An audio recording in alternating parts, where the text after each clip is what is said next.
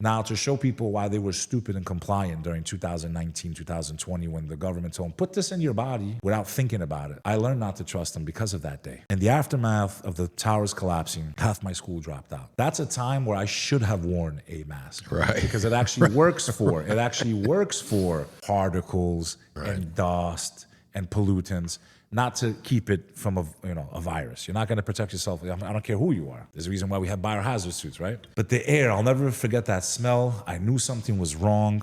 I lead a walkout. The rest, I said, there's something wrong with this air. The president at the time, his name was Caputo, calls me and he's like, listen, I understand you're concerned. He's like, but you called an EPA. They started showing me all these charts. It was under the lead of the former governor of New Jersey, Todd Whitman. She ended up becoming the head of the EPA under Bush. And they showed me all these charts. I'm not there to cause trouble. I'm just concerned for me and my fellow classmates. Look, we got the HEPA filters. Here's this result. You guys are good. I said, okay, I'll call it off. So I called it off. 10 years later, trusted a 3-letter agency for my health, for my fellow classmates' health, for my fellow New Yorkers' health. 10 years later, 3-letter agency issues an apology. Pull it up.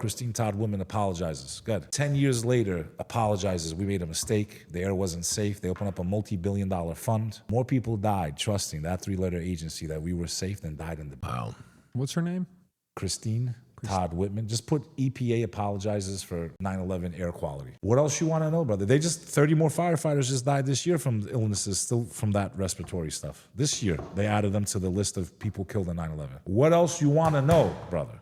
You think they were going to stop Wall Street for more than a couple of weeks to clean it up back then? When do you wake up as Americans? When do we realize that the government is way too big? This is almost communist-like right now. And they're coming for all of us. They'll come for the Muslims first, you fools, and then you're next. And they'll use the Muslims as your bait so they can take your rights, take away your right to bear arms, take away your right to have free speech. There needs to be an amendment to the U.S. Constitution that social media is the new public square. I don't give a shit if they're privately owned or publicly owned. Their influence on society, as we all witnessed in 2019 and 2020, that we couldn't even talk without being censored about what we're putting into our bodies. And you want to talk to me about home of the free, land of the brave?